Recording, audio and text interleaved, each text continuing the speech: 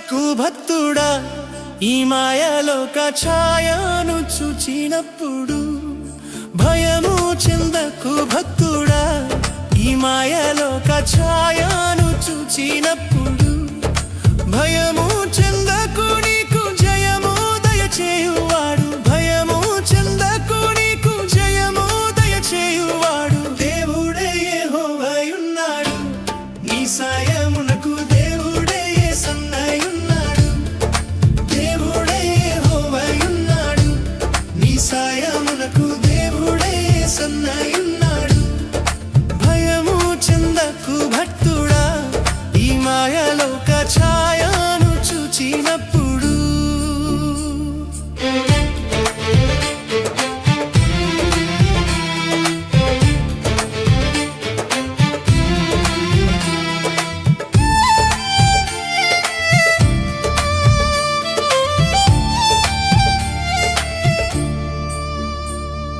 చెరసాలలో వేసిన తమ దేహమంతా గాయాలతో నిండిన చెరసాలలో వేసిన తమ దేహమంతా గాయాలతో నిండిన పాడి కీర్తించి పౌలు శీలాలు కొనియాడ పాడి కీర్తించి పౌలు శీలాలు కొనియాడ భూకంపం కలుగలేదా ఓ భక్తుడా భూకంపం కలుగలేదా భూకంపం కలుగలేదా ఓ భక్తుడా భూకంపం కలుగలేదా భక్తులు ముగ్గురు చెర నుండి విడుదల కాలేదా ఆ భక్తులు ముగ్గురు చెర నుండి విడుదల కాలేదా భయము చెందకు భక్తుడా ఈ మాయలోక ఛాయను చూచినప్పుడు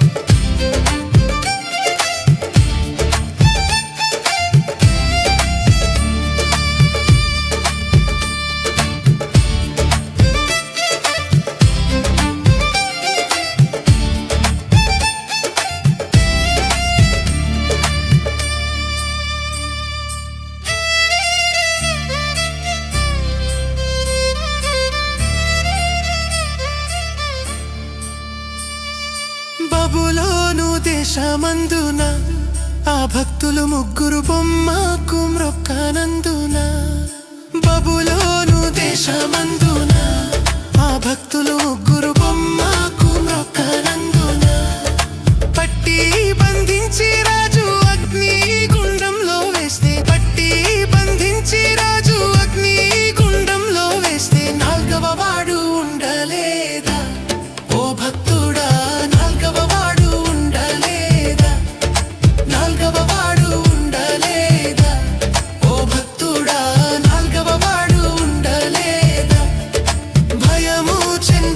భక్తుడా ఈ మాయలోక ఛాయను చూచినప్పుడు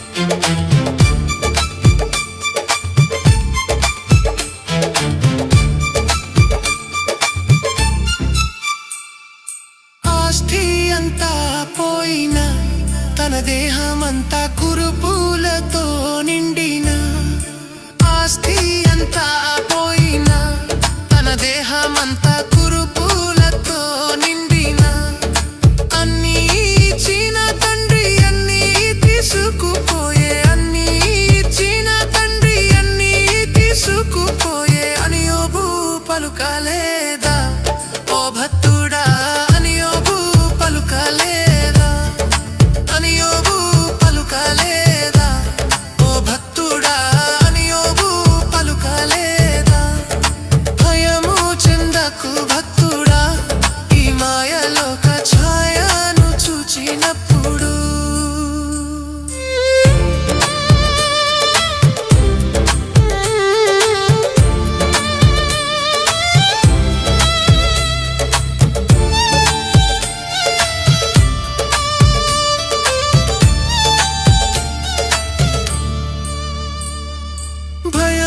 చెందకు భక్తుడా ఈ మాయలోక ఛాయను చూచినప్పుడు భయము చెందకు, నీకు జయము దయచేయువాడు. భయము చెందకు, నీకు జయము దయచేయువాడు. దేవుడే యెహోవాయున్నాడు, నీ సాయమునకు దేవుడే యేసయ్యున్నాడు. దేవుడే యెహోవాయున్నాడు, నీ సాయమునకు దేవుడే యేసయ్యున్నాడు. భయము చెందకు భక్తుడా, ఈ మాయలోక ఛాయను చూచినప్పుడు.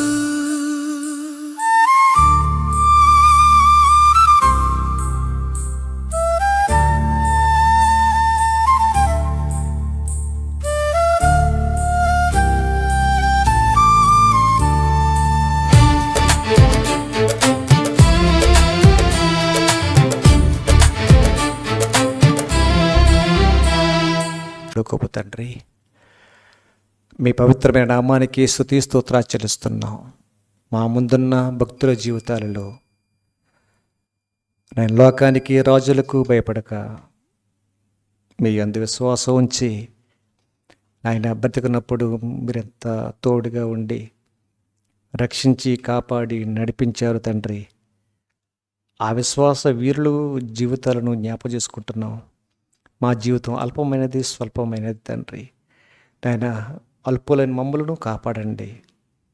చిన్న జీవితంలో తండ్రి ఏ లోటు కలిగి ఉన్నామో ఆ లోటును తీర్చి పరిపూర్ణంగా సంపూర్ణంగా మీలో బ్రతికే జీవితాన్ని మాకు దయచేయమని వేడుకుంటూ మా రక్షకుడు మీ ప్రియకుమారుడైన యేసుక్రీస్తు పేరటి ప్రార్థన అడుగుచున్నాం మా పరలోకపు తండ్రి, ఆమేన్. దేవుని ప్రియులారా, ఈరోజు ఆ దానియేలు 6వ అధ్యాయంలో ఉన్నటువంటి దానియేలు యొక్క విశ్వాస నియమాలను ఈరోజు మనం చూసుకుందాం. వారి జీవితాలను బట్టి కొంత మనం పాఠాలు నేర్చుకోవచ్చు. మనం దానియేలు యొక్క జీవితాన్ని బట్టి విశ్వాసంలో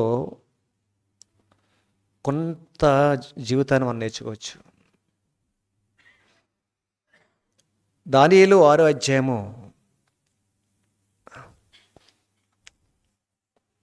ఈయన బబులోను చక్రవర్తి అయినటువంటి నెబుకద్నెజరు కాలంలో ఉన్నాడు. మరి తర్వాత బెల్షస్సర్ కాలంలో ఉన్నాడు. బెల్షస్సర్గా అయిన తర్వాత మాదీయులకు దర్యావేషు రాజుల కాలంలో ఉన్నాడు. ఆయన దర్యావేషు పరిపాలిస్తున్న రోజుల్లో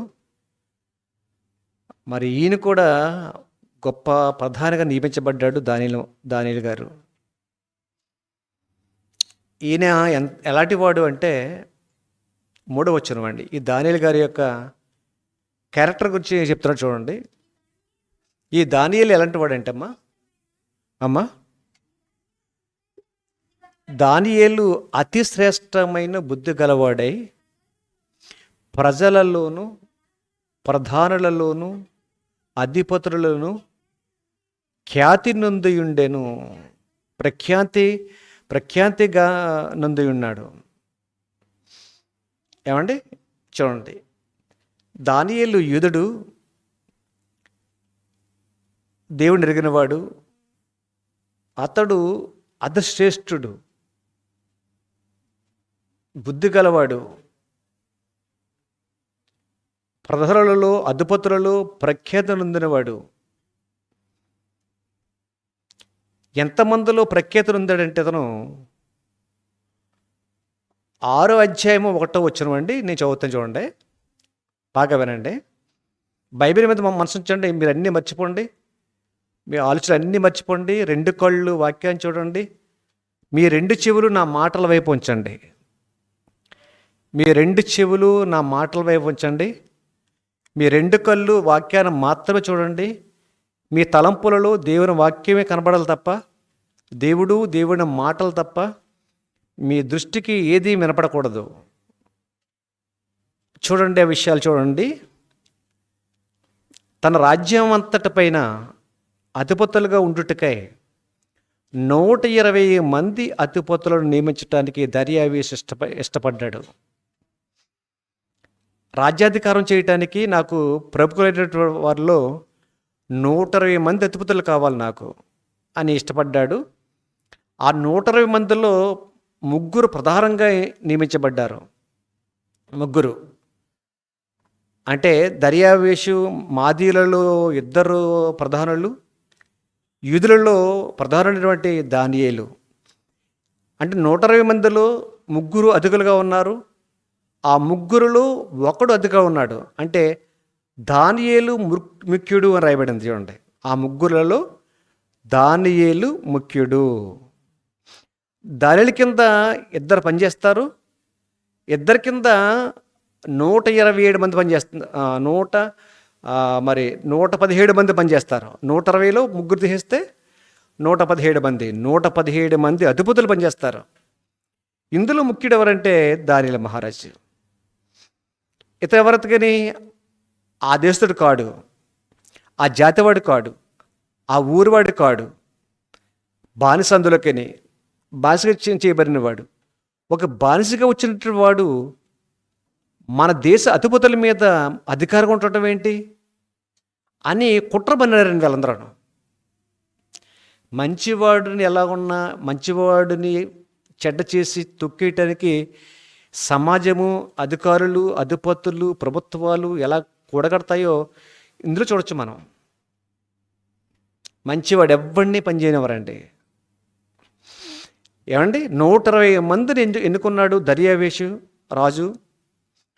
ఆ 120 మందిలో ముగ్గురు ప్రధానులు అయ్యారు. ఆ ముగ్గురులో ముఖ్యుడిగా అయినటువంటి దానియేలు అయ్యారు. ఇతని మీద నింద మోపాలనుకున్నారు. ఆ వాడేంటి ఒక వేరే వాడు మన దేశానికి బానిసగా వచ్చాడు, అలాంటి వాడి కింద మనం పనిచేయటం ఏంటి, రాజుగారేమో ఇలాంటి వాడు మన మీద నియమించాడేంటి, రాజుకి బుద్ధి లేదు అనుకుని ఎలాగైనా సరే ఈ దానియేలుని చంపేద్దాం, లేక దానియేలు మీద నింద మోపుదాం అని కనిపెట్టారండి. స్టోరీ చెప్తాను ఎవరండి. అప్పుడు నింద మోపాలి, ఇతని మీద తప్పు మోపాలి, నింద మోపాలి, రాచేత ఇతన్ని బయటికి గెంటించేయాలి అని కుట్ర పన్నినటువంటి 119 మంది. 120లో ఒకటి తీసేస్తే 119 మంది ఇతని మీద నేరం అప్పుడు చూశారండి. అప్పుడు ఈ దానియేలు ఎందులో కూడా అస్సలు తప్పు లేనివాడిగా ఉన్నాడు. ఎందుకు దొరకట్లేదు. అయితే ఎందుకు దొరుకుతాడు ఇతను అని చూశారు. అయితే ఇతడు తన దేవుణ్ణి తప్ప, బాగా వినండి, దానియేలు ఎలాంటి వాడంటే, ఎలాంటి శ్రేష్ఠుడంటే, ఎలాంటి బుద్ధిమంతుడంటే, తాను నమ్మిన దేవుడు తప్ప మనుషుడికి కానీ విగ్రహానికి కానీ దేనికి నమస్కరించడో అని తెలుసుకున్నారు. అలాగైతే ఏం చేద్దాం? కాబట్టి ఇక్కడ మాత్రమే తప్పు దొరుకుతాడు. కాబట్టి మనము 119 మంది ఏకమయ్యి రాజు దగ్గరికి వెళ్ళి ఒక శాసనాన్ని రాయిందాం. ఏమనంటే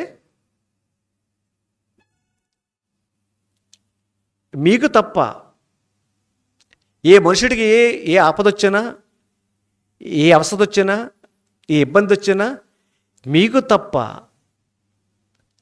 ఏ దేవుడికి కానీ ఏ మనుషుడికి కానీ ప్రార్థన చేయకూడదు, ఏ దేవుడికి మొక్కకూడదు, ఏ మనుషుడికి మొక్కకూడదు, ఏ దేవుడికి ప్రార్థన చేయకూడదు. అలాంటి శాసనాన్ని 30 రోజుల వరకు ఈ ఆజ్ఞను నెరవేర్చాలి ప్రజలందరూ అని వీళ్ళంతా కలిసి ఒక ఆజ్ఞ రాయించి రాజు చేత సంతకం చేయిస్తారు. ఆజ్ఞ మళ్ళీ రాజు కూడా మార్చడానికి వీలు లేకుండా చేస్తారండి. అలాంటి కుట్రమంతరు చదువుదాం. ముందు చిన్న స్టోరీ విన్న తర్వాత క్లిప్పింగ్ చూద్దాం. అలాంటి కుట్ర చేసిన తర్వాత అండి శాసనం అమల్లోకి వచ్చింది. కాబట్టి దానియేలు గారు కూడా ఈ విషయం తెలుసుకున్నాడు. ఏ దేవుడికి మొక్కకూడదని శాసనం చేశారు కూడా తెలుసు కూడా ఇతను మాత్రం ఇంటికి వెళ్ళిపోయి యెరూషలేము తట్టు తలుపులు తీసి రోజుకి 3 సార్లు ప్రార్థన చేస్తాడంటే. రోజుకి 3 సార్లు ఆయన ప్రార్థన చేస్తాడు, ఉదయం, మధ్యాహ్నం, సాయంత్రం. కాబట్టి ప్లాన్ ఏంటి? ఏ దేవుడికి ప్రార్థన చేయకూడదు అని శాసనం చేశాం కదా. దానియేలు రాజుకి కానీ శాసనకు కానీ భయపడ్డు. తప్పకుండా దేశమంతా మా తిరక్కర్లొద్దు, ఒక దానియేలు ఇంటికి వెళ్తే వాడు ప్రార్థన చేస్తున్నట్టుగా మనకు కనపడతాడు. కాబట్టి దీన్ని రాజు సొమ్ము తీసుకెళ్దాము, రాజుగారు చేసే శాసనాన్ని అతను మీరాడు కనుక ఇతను సింహం బోనులో పడేయాలి అని ఆ కుట్ర ప్రకారంగా ప్లాన్ చేసుకొని రాజుగారికి ఆ నేరం మోపుతారండి. కానీ దానియేలు ఏంటో, దానియేలు నమ్మిన దేవుడు ఏంటో దర్యావేషుకు తెలుసు. రాజు అయిన దర్యావేషుకు తెలుసు. అప్పుడు ఆ శాసనాన్ని మార్చలేక మీరలేక ఆజ్ఞ ప్రకారంగా సింహం బోనులో పడేస్తాడు దానియేలుని.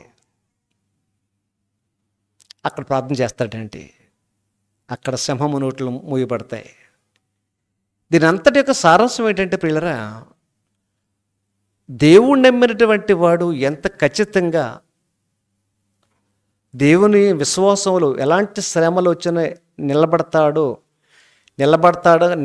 నిలబడగలిగితే అలాంటి వాళ్ళ పక్షంగా దేవుడు ఎలా ఉంటాడు అన్నది ఈ జీవితాన్ని బట్టి మనం నేర్చుకోవాలండి. అదండి ఈ పాఠం యొక్క ముఖ్యాంశం ఏంటంటే, ఎలాంటి శ్రమల్లో వచ్చినా కానీ విశ్వాసవంతు నిలబడటంలో దానియేలు మనకు సాక్షిగా ఉంటాడు.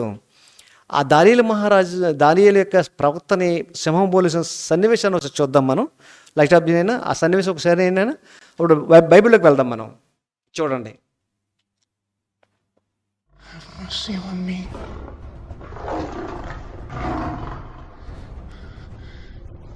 In you my soul takes refuge.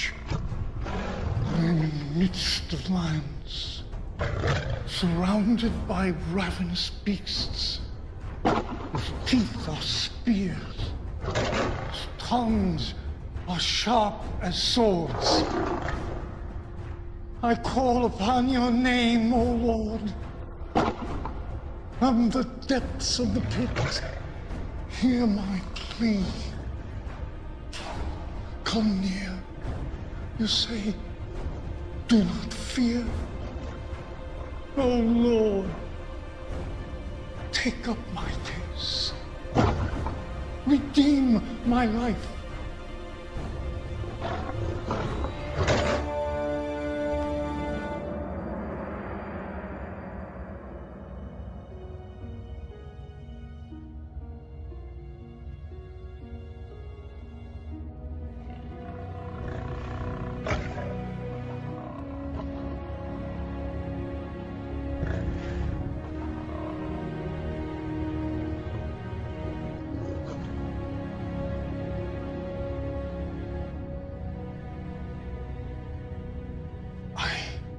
Extol the Lord at all times.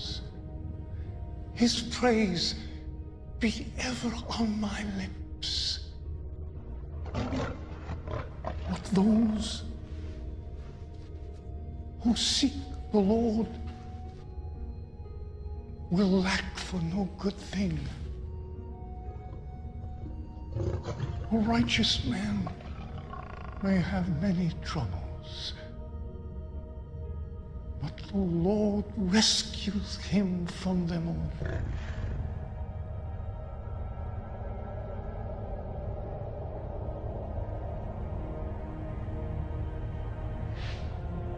You have rescued me from the mouth of lions, and I will declare your name to my brothers in the congregation. I will praise you.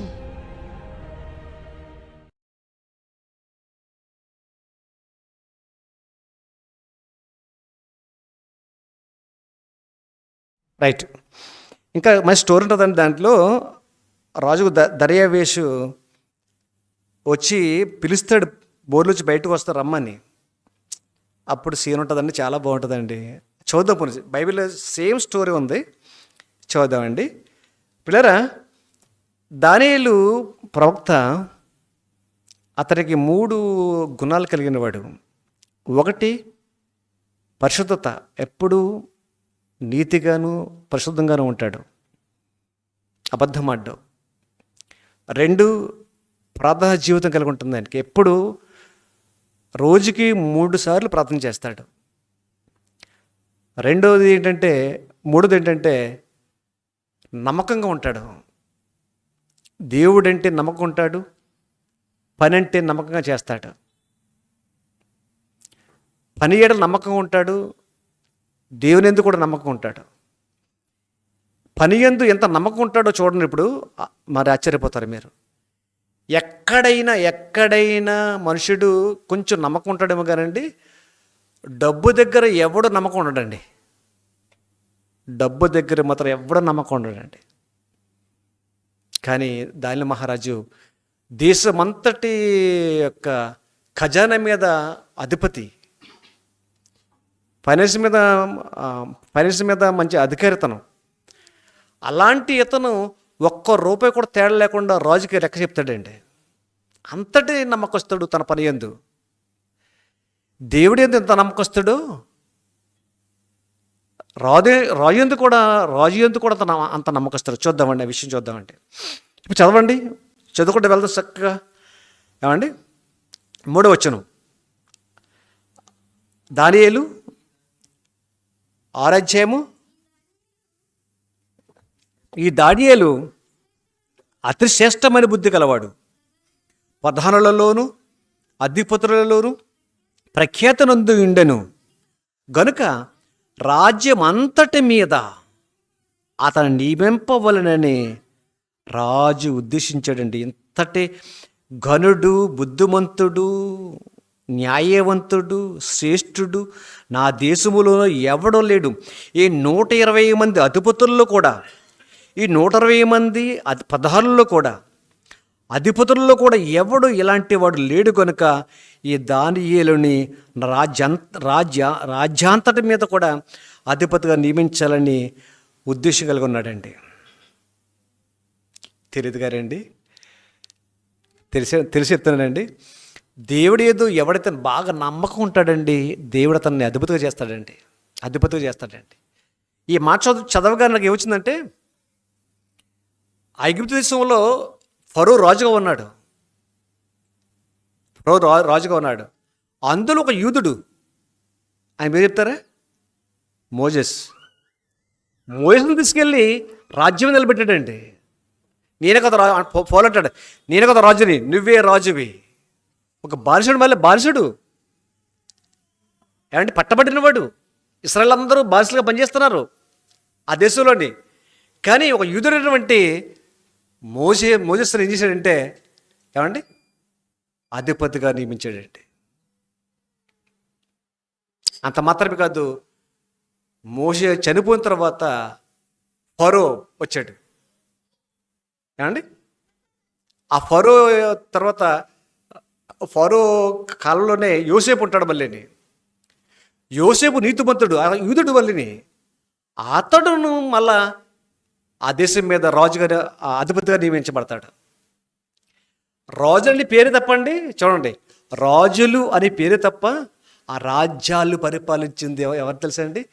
దేవుడు నమ్మినటువంటి ఒక యూదుడండి.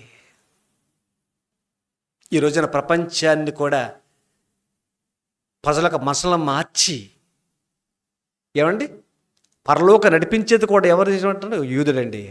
ఆయనే యేసుక్రీస్తు. యోధ గోత్రంలో పుట్టాడు యేసుప్రభు వారు. అది యూదుడైనా ప్రపంచమంతా ఏమండి కత్తులతోనూ, ఏమండి బొమ్మలతోనూ గెలవలేని రాజ్యాల మీద తన నోటి మాట చేత ప్రజలు గెలిచి ప్రపంచమంతా విస్తరించింది క్రైస్తవ్యం, క్రీస్తు. అంటే ఎంత పవర్ చెప్పండి. ఇప్పుడు ఒక దేశాన్ని ఆక్రమించుకోవటానికి బాంబులు ప్రయోగించి యుద్ధాలు చేస్తున్నారు పరిపూర్ణంగా ఆక్రమించగలకపోతున్నారు. రష్యా యుక్రెయిన్ మీద యుద్ధం చేస్తుంది, అప్పుడే చాలా సంవత్సరాలు అయిపోతుందండి. కానీ ఆ దేశాన్ని గెలవలేకపోయింది. ఇజ్రాయేల్ పాలస్తీనా మీద యుద్ధం చేస్తుంది, గాజా మీద పూర్తిగా కైవసించుకోలేకపోయింది.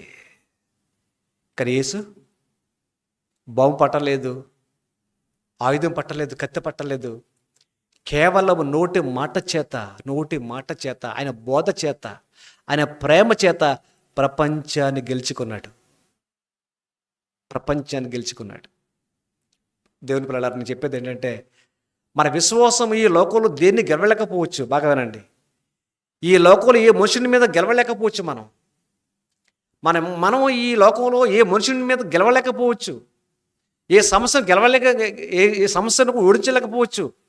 కానీ మన విశ్వాసము ఈ లోకాన్ని జయించి పరలోకానికి వెళ్ళగలిగే విశ్వాసం మన విజయం అన్నాడు బైబిల్లో. అలాంటి విశ్వాసంతో మనం బ్రతకాలండి.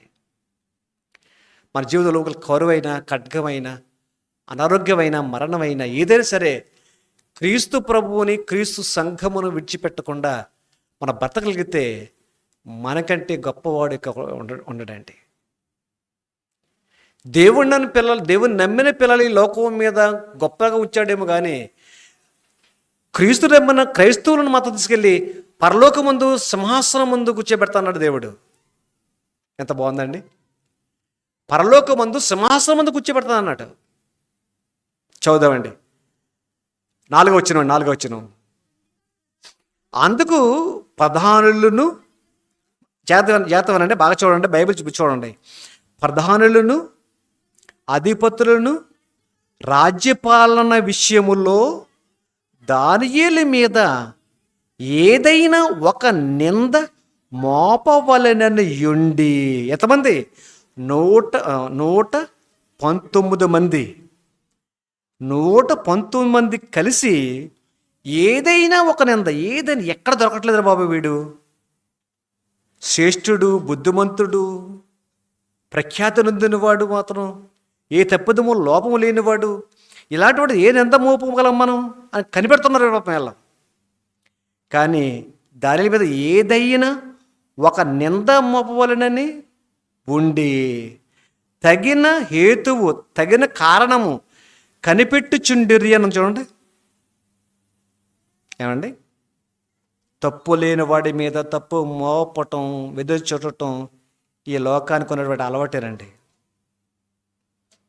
ఎదురు చూస్తున్నారు పాపం. అంటే ఆ ఒక్క వచనంలోనండి ఎన్ని ప్లాన్లు జరుగుంటాయి చెప్పండి, ఎన్ని ప్లాన్లు జరుగుంటాయి, ఎన్ని రోజులు పట్టి ఉంటుంది అంటే చదివకుండగానండి, ఎన్ని రోజులు పట్టి ఉంటుంది. ఆ దాని మీద నింద మోపటానికి ఎన్ని ప్లాన్లు వేసి ఉంటారు వీళ్ళంతా కలిసి. కానీ ఏం నేరం దొరకలేదు. అప్పుడు చూడండి, కానీ దానియేలు నమ్మకస్తుడై అని చూడండి, నమ్మకస్తుడై ఏ నేరమైనను ఏ తప్పిదమైనను చేయువాడు కాడు గనుక దానియేలులో తప్పైనను లోపమైనను కనుగొనలేకపోయేరి. 119 మంది అధిపతులు ఈ దానియేలు విషయంలో మాత్రం అస్సలు తప్పు మాపలేదు. అంటే అంత పవిత్రుడుగా ఉన్నాడు ఈయన, అంత నేరం చేయనివాడిగా ఉన్నాడు ఇతను, ఏమంటే తప్పిదం చేయనివాడిగా ఉన్నాడు ఇతను. అందుకు ఆ మనుషులు ఏం చేశారంట, అతని చూడండి. కాబట్టి ఎక్కడ దొరుకుతాడు ఇతను, ఏ తప్పిదం దొరుకుతాడు ఇతను అని అంటే, ఆ దానియేలు దేవుని పద్ధతి విషయమందే కానీ మరి ఏ విషయమందైనను అతనిలో లోపము కనుగొనలేము అనుకొనిరి. అబ్బా, ఏమండి, ఇలాంటి విశ్వాసం మనలో పెంపొందించుకోవాలండి. నేను చదువుతున్నప్పుడు అంటే చాలా ఇంప్రెస్ అయ్యానండి నేను. ఏడు తండ్రి, దానియేలు ఇంత భక్తిపరుడా, అందుకే నా సింహమునులు కూడా మొంజి కలిగించేవు అంటే అతనిలోని విశ్వాసం ఎలాంటిది, అసలు తన జీవితంలో జరిగే సంఘటనల వెనకాల తానేంటి, తనలో ఉన్నటువంటి విశ్వాసం ఏంటి, తనలో ఉన్నటువంటి బుద్ధి జ్ఞానాలు ఏమున్నాయి, అసలు తన మనసు ఏంటని చూస్తే ఇదిగో ఇలాంటి మనసు కలిగిన వాడు. ఎలాంటి మనసు కలిగిన వాడు అంటే ఇతను దేవుని పద్ధతి విషయమందే కానీ ఏ లోపము అతను చెయ్యలేదు.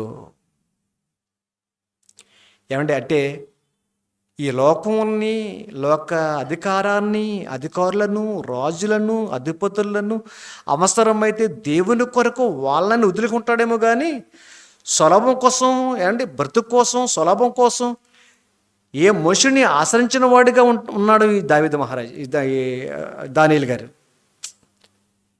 మరి ఇంత విశ్వాసంతో ఉంటేనండి ఇతను బట్టి మనం ఏం నేర్చుకోవాలి చెప్పండి, ఇతను బట్టి మనం ఏం నేర్చుకోవాలి చెప్పండి. కాబట్టి దేవుని సేవ, దేవుని పని, దేవుణ్ణి సేవించటం, ఆరాధించటం విషయంలో తప్ప మరి అలాగైతే ఎప్పుడైతే మనం అలాగ ఉండగలిగాము ప్రియులరా, మనము కూడా నిర్భయంగా బ్రతకగలము అనిపిస్తుందండి. నిజంగా మరణమే మీదకు వచ్చిన పోలే చనిపోయిన పర్వాలేదు అనిపిస్తుందండి. అదండి, పోలే చనిపోయిన పర్వాలేదు, మరణాన్ని నన్ను మింగివేసిన పర్వాలేదు అనిపిస్తుందండి. అంత ధైర్యంతో ఉండగలమండి. నిజంగా విశ్వాసంతో బలం పొందుతున్నామండి మనం. తర్వాత విషయం చూడండి, 5వ వచనం. కాబట్టి 5వ వచనం అండి, మనుషులు అతను దేవుని పద్ధతి విషయమందే కానీ మరి ఏ విషయమందును అతనిలో లోపము లేమనుకునిరి. కాబట్టి ఆ ప్రధానులను, అధిపతులను, రాజుగారి యొక్క సందడి సందడి సందడి సందడి ఏంటండి, అమ్మాయి దొరికేహేడ్రా వీడు. శత్రు ఎంత ఆనందం అండి. ఏ తప్పుతం చేశాడండి, దొంగతనం చేశాడా, నరసం చేశాడు ఏతను దానియేలు మహారాజు, దానియేలు గారు ప్రవక్త. దేవుడికి ప్రార్థన చేస్తున్నప్పుడు అది నెంత పట్టుకొని ఎంతటి 119 మంది సందతో వచ్చారంటే రాజు దగ్గరికి. ఆహా, అంటే ఎంత పగ, ఎంత కక్ష దాని మీద అండి వీళ్ళకి. వీడు మా మీద అధికారం చేయటం ఏంటి? నిజంగా ప్రియులరా, అధికార దాహం ఉన్నవాడు ఏ పనికైనా తెగబడతాడండి. ఎలాగంటే అధికారం చేయాలనుకున్నవాడు, అధికార దాహం ఎలాంటిదంటే ప్రియులరా, ఎలాంటి నీచి కార్యం చేయటానికి ఇష్టపడతాడండి. నేను అంటానండి, కరెన్సీ షాక్ కొట్టినా బతుతాడేమో కానీ అధికారం షాక్ దాని అనుకోండి ఎవడని లేపేస్తాడు. ఎవడైనా అంతేనండి.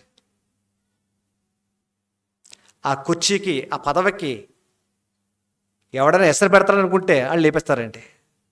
అలాంటి దుర్మార్గులు అండి వీళ్ళు. ఏమండి, సందడికి వచ్చినండి, ఏం రేపడింది 6వ వచనంలో అండి, సందడిగా కూడి వచ్చి ఇట్లరి రాజుకు దర్యావేసు చిరంజీవై ఉందువుగాక, రాజ్యపు ప్రధానులు, సేనాధిపతులు, అధిపతులు, మంత్రులు, సస్థానిపతులు అందరూ వచ్చేసరి 119 మంది కూడి వచ్చారు ఇప్పటికి ఇక్కడికి. ఎవరి ప్రధానులు, సేనాధిపతులు, సైన్యాధిపతులు అనమాట, అధిపతులు, మంత్రులు, సంస్థాన అధిపతులు అందరూ కూడి వచ్చారంటండి. రాజు యొక్క కఠినమైన చట్టము సిద్ధపరిచి దానిని శాసనంగా చాటింప చేయనట్లు యోచన చేసిరి. మేమంతా కలిసి ఒక నిర్ణయం చేసుకున్నామండి, రాజుగారి చేత ఒక శాసనం చేయించాలనుకుంటున్నాం. చెప్పలేదు ఇంత శాసనం ఏంటని, శాసనం చేయించాలి అనుకుంటున్నాం అన్నాను. మంచిది అనుకున్నాడు ఆయన రాజుగారు. ఏమండి, చేసివి ఎట్లనగా 30 దినములు నీ యొద్ద తప్ప మరి ఏ దేవుని యొద్దను, ఏ మానవుని యొద్దనైనను ఎవడును ఏ మనవియు చేయకూడదు. ఇదండి ఒప్పందం, ఇది శాసనం.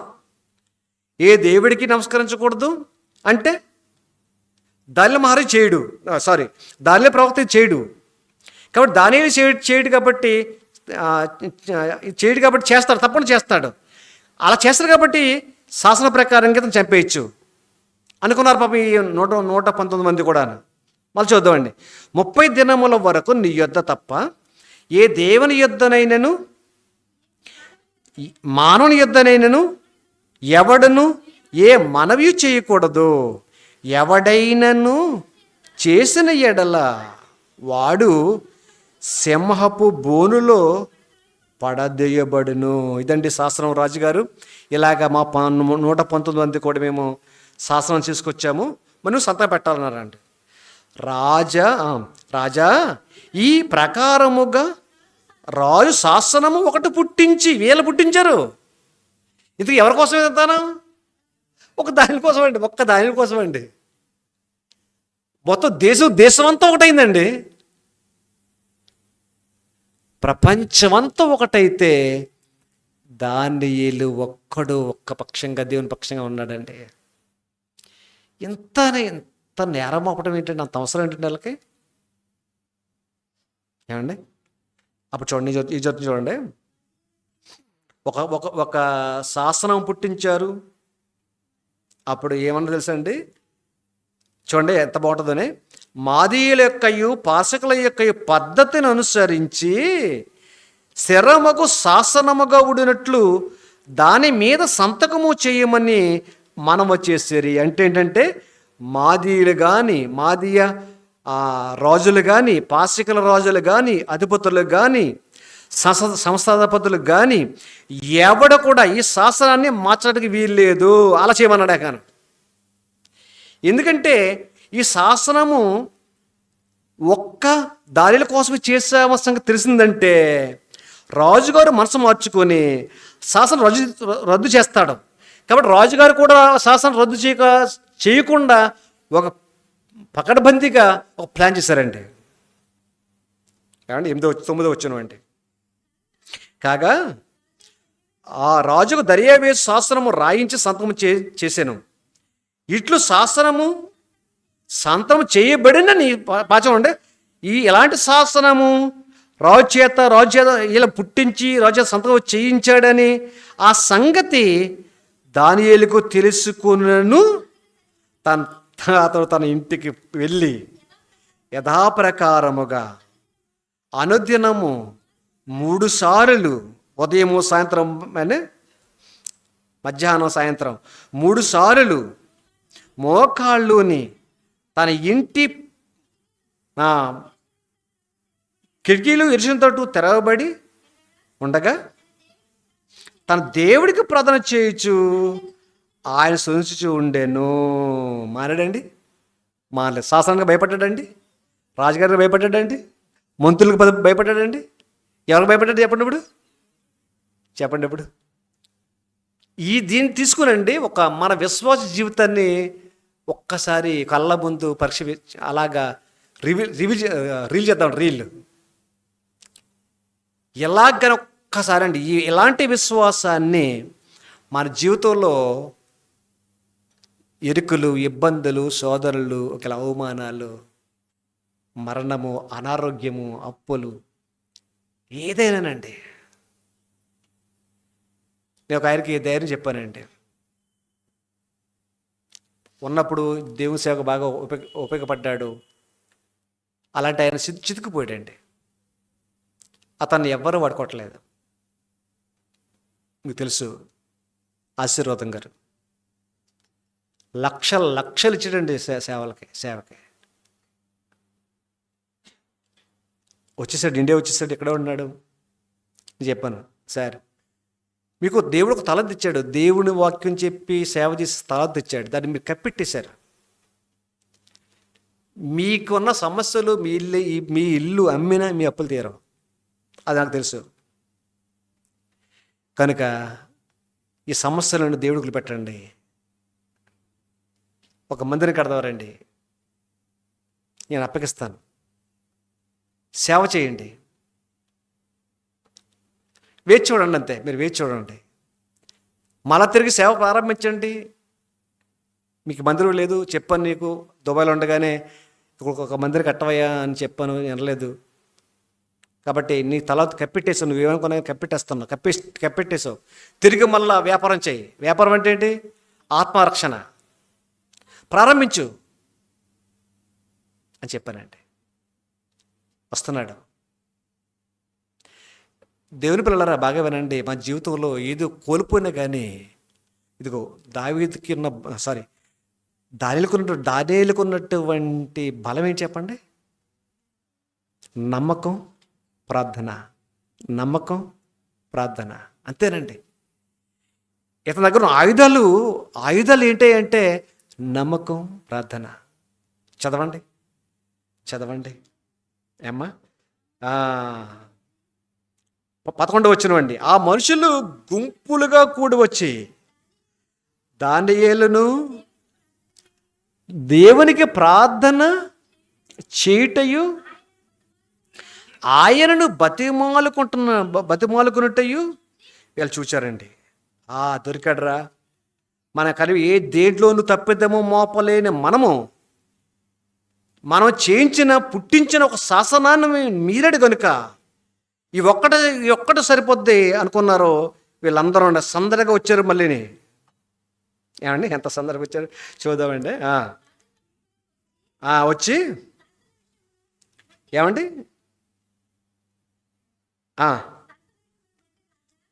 ప్రార్థన విషయమును బట్టి ఎన్నో వచ్చామమ్మా, 12వ వచనం అండి.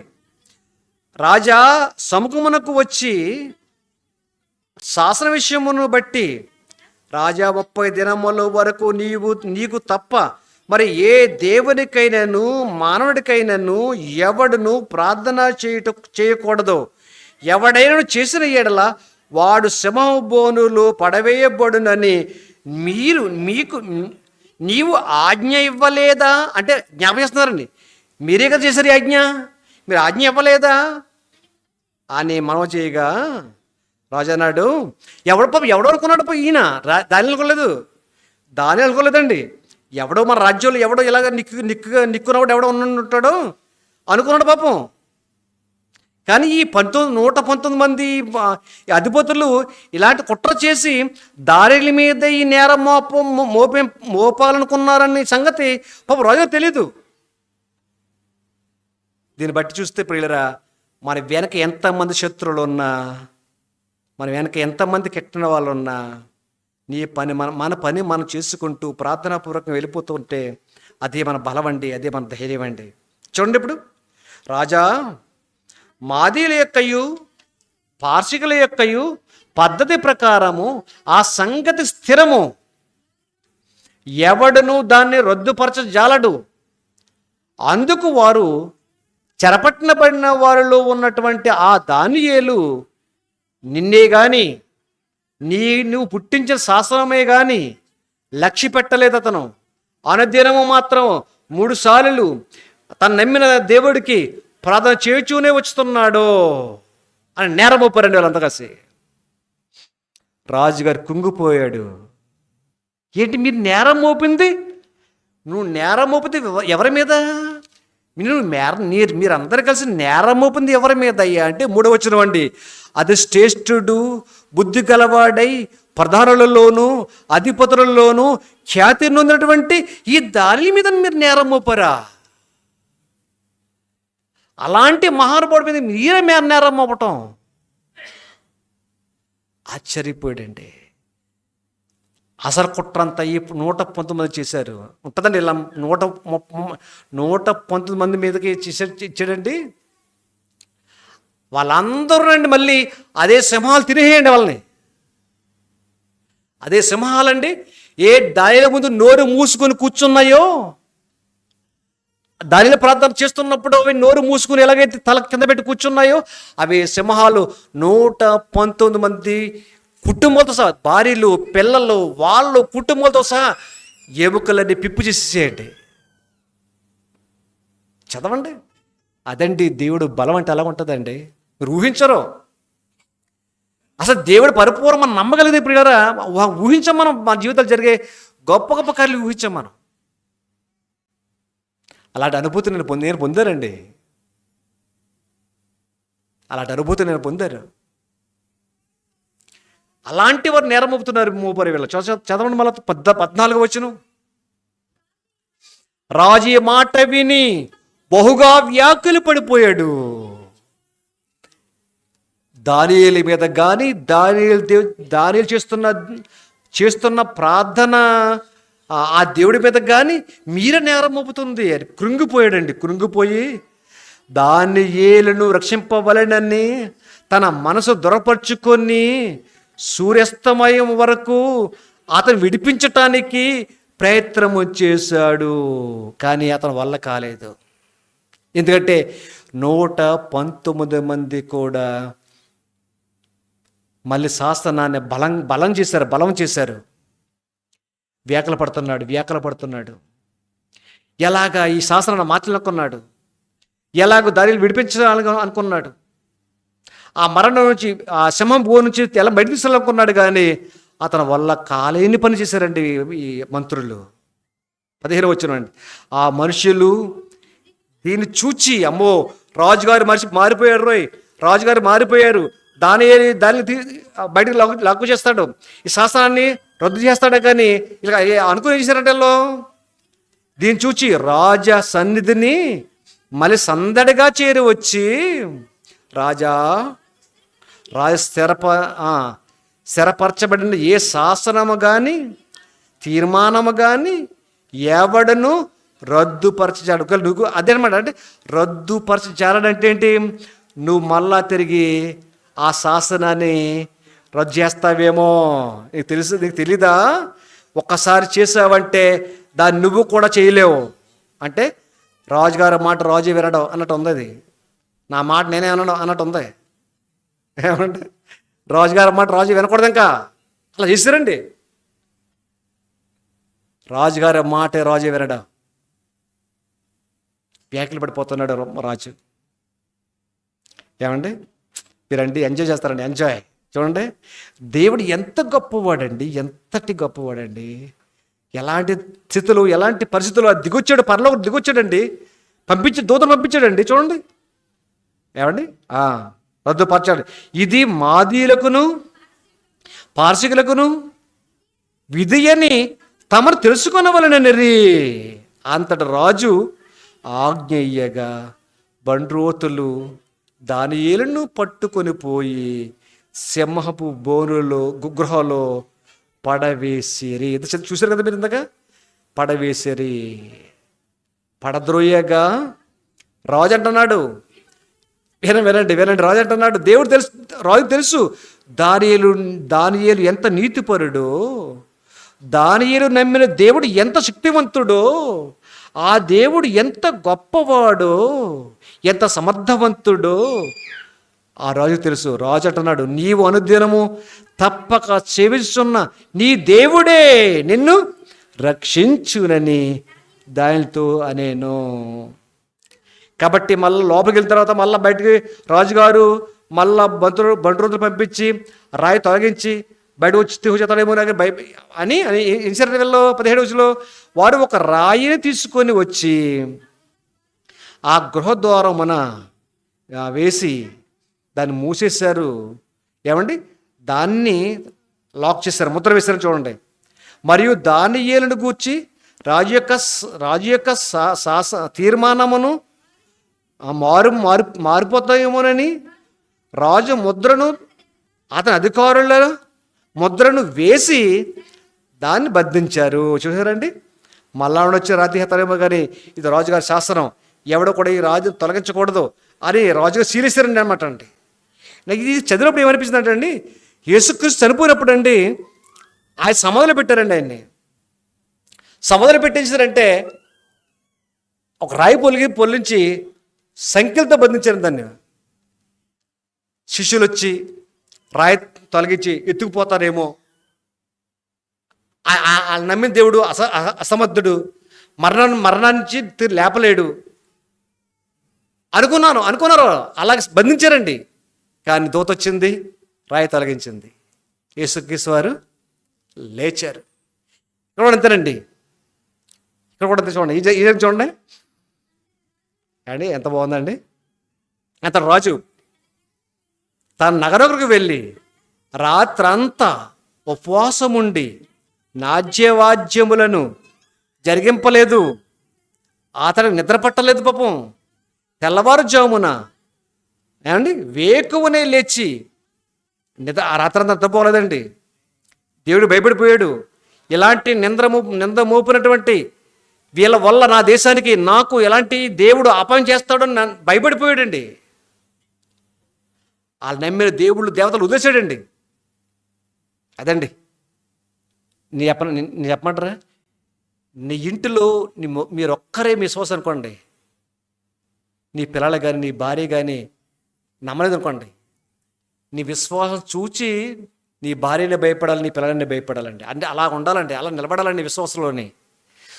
నువ్వు ప్రభువు నమ్మిన విశ్వాసంలో నీ ఇంటి వారులు నీ ఇంట్లో ఉన్నటువంటి నీ భార్య అయినా నీ తండ్రి అయినా నీ పిల్లలైనా ఎవరైనా ఉంటే నీ భక్తిని బట్టి వాళ్ళు భయపడాలి. నా కొడుకు నమ్మిన దేవుడు కనుక నేను ఏదన్నంటే మా కీడు కలిగిస్తాడేమో దేవుడన్న అంత విశ్వాసంతో మనం ఉండగలిగితే పిల్లరా మన కుటుంబం మారిపోద్ది. అంత సాక్ష్యం బతకాలంటే.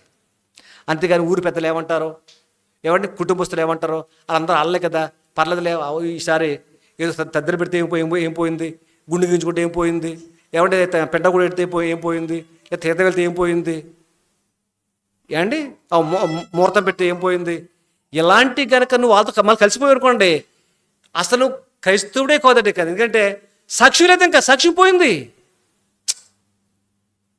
మనంతా అంజనులమే, ప్రభు నమ్మకం ఉందో అంజనులమే, నమ్మకూడ అంజాచారాలు ఏంటి ఇంకా మరి నీకు నాకును వద్దు. ఉంటే అలా నిలబడిపోండి, అలా నిలబడిపోండి ప్లీజ్. దేవుడికి 10 మంది చాలు, 10 మంది చాలంటాడు ఆయన. వాళ్ళు నిలబడిన మారిలో 10 మంది చాలన్నాడు ఆయన. కానీ దానియేలు విశ్వాసం చూచి రాజు ఉరిగిపోతున్నాడు. దానిని నమ్మిన దేవుని చూసి రాజు ఉరిగిపోతున్నాడు. ఏం తెలుసు ఇక్కడ మీరు ఏంటండి, రాజు ఉరిగిపోతున్నాడు. 119 మంది సంబరం చేసుకుంటున్నారు అక్కడ. సందర్భంగా వచ్చేస్తున్నారు వాళ్ళు. రాజు భయపడిపోతున్నారు. చదవండి. తెల్లవారుజామున ఏమండి ఎన్ని వచ్చిన అది 19 చూడండి, బైబిల్ చూడాలి. తెల్లవారుజామున రాజు వేగరమే లేచి, నిద్రపట్టలేదు కదా మరి, పెద్దగా లేచిపోయాడండి. సింహముల గుహరొగ్గకు త్వరగా పోయాను.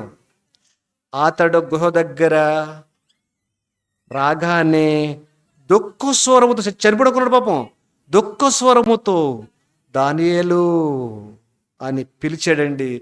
అది ఎలా పిలిచాడు? జీవగల దేవుని సేవకుడు అయిన దానియేలు. బాబోయ్ ఏంటండి, ఒక సేవకుడు గురించి ఎలా మాట్లాడతాడండి? జీవగల దేవుని సేవకుడు అయిన దానియేలు. అదండి సేవకుడైన విశ్వాసం ఇలా బతకాలండి. అది ఒక సేవకుడైన విశ్వాసం ఇలాగే బతకాలండి. దేవుని సేవకుడు దానియేలు, నిత్యము నీవు సేవించుచున్న నీ దేవుడన్నా, నీ దేవుడు నిన్ను రక్షించగలిగేనా?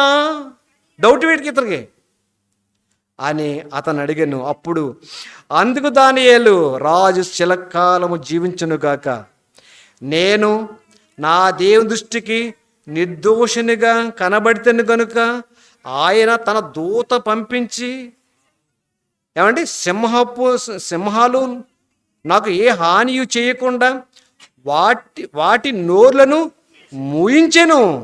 రాజా, నీ దృష్టికి నేను నేరము చేసిన వాడను కాను కదా నేను. రాజా, నీ యందు నా ఏంటి తెలుసు నీకు, నేను నేరం చేయలేదు, నీకు తెలుసు కదా అన్నప్పుడు రాజు ఏం చేశారండి? అందుకు రాజు ఇందును గూర్చి అతి సంతోషభరితుడై దానియేలును గుహలో నుండి పైకి తీయుడని ఆజ్ఞ ఇవ్వగా బంట్రోతులు దానియేలును బయటికి తీసరే. బా, ఆ సన్నివేశాలు చూస్తే దేవుడు కనిపించాడు, ఆయన దూత వచ్చాడు, అంటే ఆయన ప్రార్థన కనిపించింది, ఆ నిర్దోషిత్వం కనిపించింది, ఆయన ప్రార్థన విజ్ఞాపన కనిపించింది, అక్కడ దేవుడు దర్శనం కనిపించింది ఆయనకి. ఏంటండి, తన విశ్వాసంలో దేవుడు దర్శనం పొందాడు. నిజంగా తన భక్తిలో, తన విశ్వాసంలో, తన ప్రార్థనలో దైవ దర్శనం పొందాడు. మా ప్రార్థించింది జరుగుతుంది లేదు మనకే నమ్మమానం. ప్రార్థించుకుంటాం కదండి, ఏమోలా అండి, మా ఆమె అనగానే ఏమోలా అండి, అంటే ఆ ప్రార్థన మర్చిపోతాం మనం. ప్లీజ్ మా మనసు ఏంటంటే అండి, సంఘస్థులారా, విశ్వాసులారా, దేవుని పిల్లలారా, ఎంతటి భాగ్యవంతులు కావండి, విశ్వాసంలో ఎంత భాగ్యవంతులు కండి. ఏ నరుడికి, ఏ అన్యజనుడికి, ఏ అన్యాచారానికి తల దించకండి బాబోయ్. అది ఏ అన్య ఆచారానికి తల దించకండి, ఏ దేవుడికి మొక్కకండి, ఏ దేవుడిని తలంచకండి, ఏ దేవతకి తలంచకండి.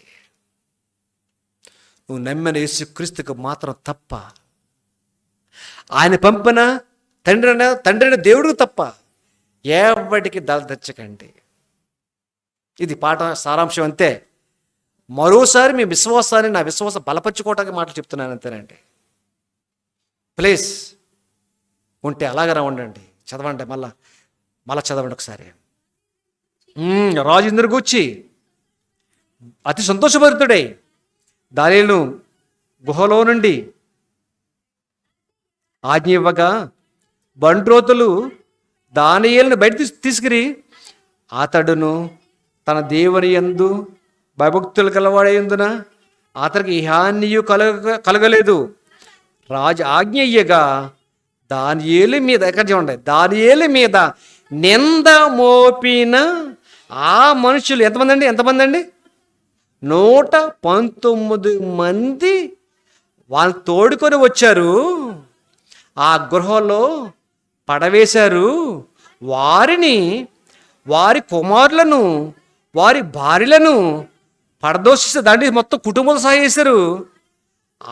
వారు ఆ గృహ అడుగునకు మధ్యలోనే రాక మునిపే సింహములు పోలైరి.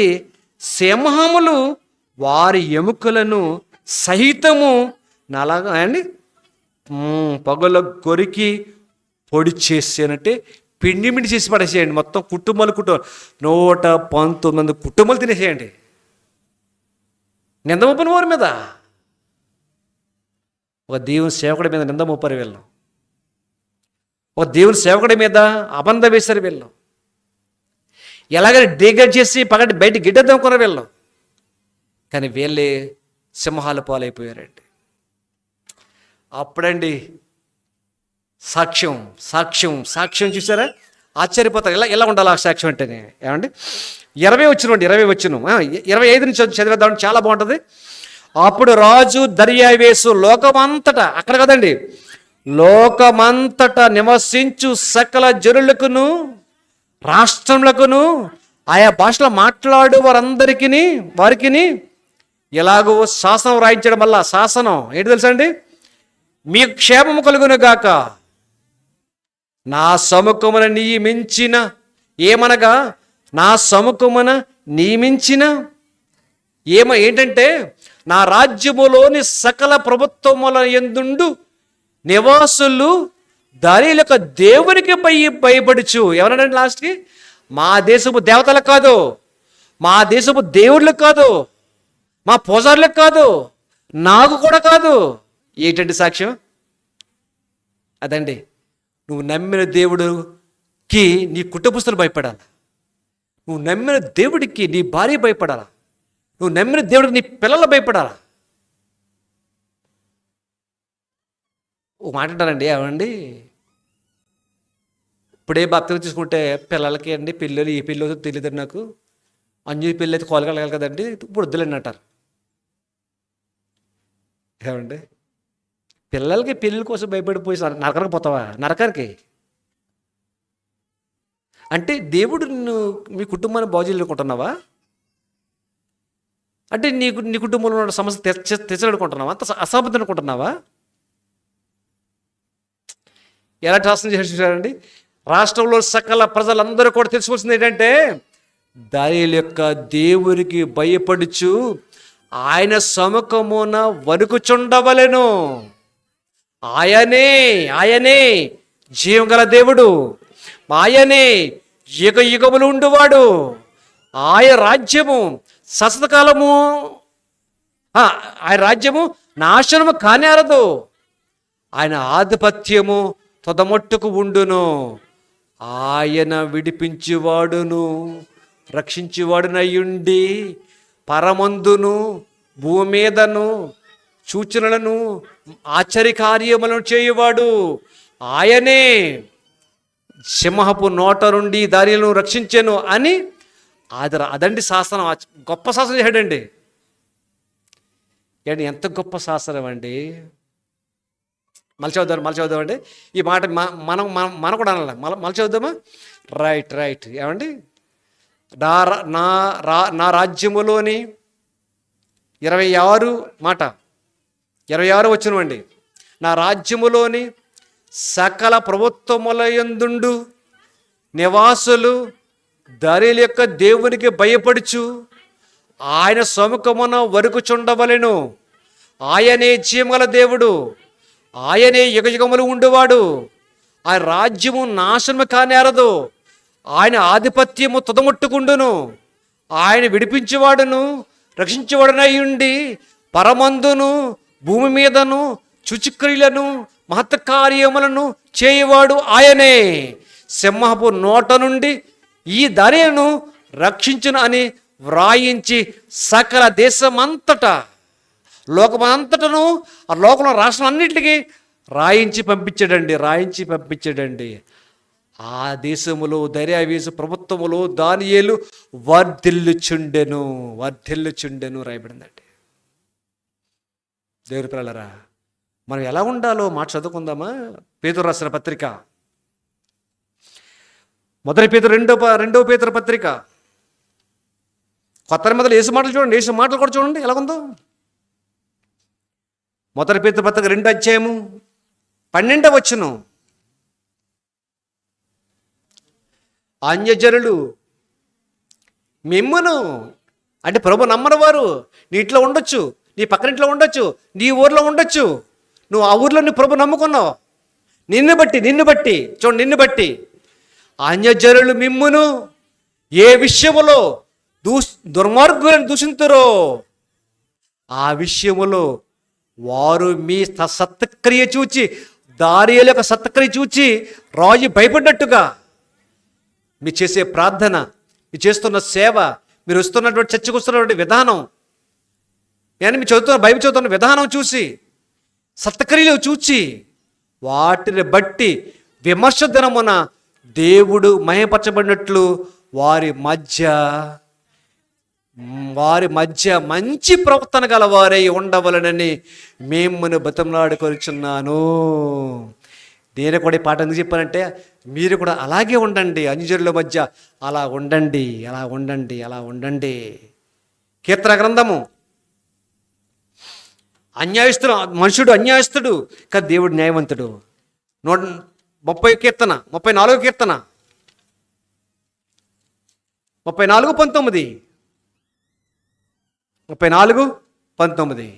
చదవండి. 34:19 నీతిమంతులు కలుగు ఆపదలు అనేక నీతిమంతుడైన యోబుని జ్ఞాపకం చేసుకోండి. నీతిమంతుడిని బట్టి అండి మా అపోస్తులైన పౌలుని జ్ఞాపకం చేసుకోండి. నీతిమంతుడిని బట్టి ఏమండి యోసేపుని జ్ఞాపకం చేసుకోనండి. ఏమండి ఇందాక పాటలు చూసారు కదా, యోబుని జ్ఞాపకం చేసుకోనండి. నీతిమంతుని కలుగు దానియేలుని జ్ఞాపకం చేసుకోండి. దానియేలుని, షడ్రక్ మిషక్ అబేద్నెగోలను జ్ఞాపకం చేసుకోనండి. నీతిమంతులు కలుగు ఆపదలు అనేకములు, వాటి అన్నిటిలో నుండి యెహోవా వారిని విడిపించును. చాలా ఈ మాట చాలు, దేవుడి మాట చాలు. ఈ అభయం చాలా మనకి దానియేలుకి ఇన్ని ఆపదలు వచ్చినా ఎలాంటి భయంకర స్థితిలోంచి కాపాడబడ్డాడో మనం చూసాం పిల్లరా. వండర్ఫుల్ విషయం అండి. చాలండి. దర్యావేసి పలికిన మాట, జీవంగల యెహోవా, దాని నమ్మిన దేవుడికి అందరూ భయపడాలని, ఆయన తప్ప మరొక దేవుడు లేడు అని గొప్ప సాక్ష్యం పలికాడు ఒక అన్యజనుడైనటువంటి దర్యావేసు రాజు. దాని విశ్వాసాన్ని చూచి, అలాగే విశ్వాసాన్ని చూచి, నా విశ్వాసాన్ని చూచి మన కుటుంబస్తులే లేకపోతే మన పక్కింటి వారే అలాంటి సాక్ష్యం పలిగేటట్టుగా ఉండాలి మనస్ఫూర్తిగా కోరుకుంటూ, దేవుడి రీతిగా మనం నిలబెట్టగలగాలని మనస్ఫూర్తిగా ఆశీర్వదిస్తూ ఈ మాటలు ముగిస్తున్నాం. దేవుడు మిమ్మల్ని దీవించును గాక. ఆమేన్.